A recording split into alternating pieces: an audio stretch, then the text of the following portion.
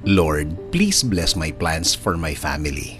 Panginoon, maraming salamat sa laging pagbibigay ng mga araw na puno ng blessings. Salamat sa proteksyon mo na lagi kong kasama para sa akin at aking buong pamilya.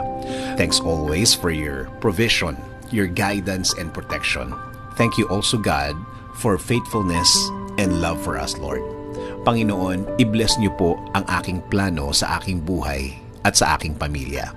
Alam ko po na lagi niyo akong pinoproteksyonan kasama ng aking mga pangarap.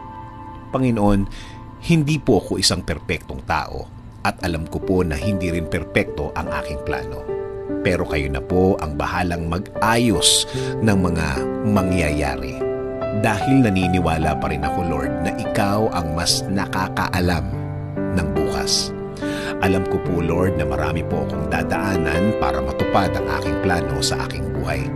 Pero alam ko po na bibigyan niyo po ako at ang aking plano sa buhay ng tamang direksyon.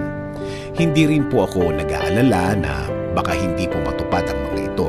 Dahil alam ko, Panginoon, na lagi po kayong andyan para ibigay ang mga oportunidad na kailangan ko para mapalapit ako sa aking plano sa aking buhay at para sa aking pamilya. Alam ko po na ipapadala niyo rin sa way ko ang tamang tao para po makatulong sa aking plano, Panginoon. At ang mga taong ito ay gagabayan din ako sa aking mga gagawin.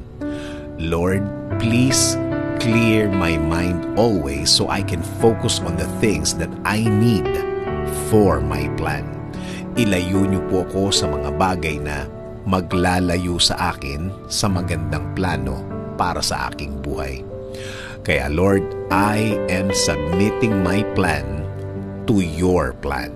Alam ko po na kapag kayo ang nagplano, mas malinaw at mas makakabuti sa akin at sa aking pamilya.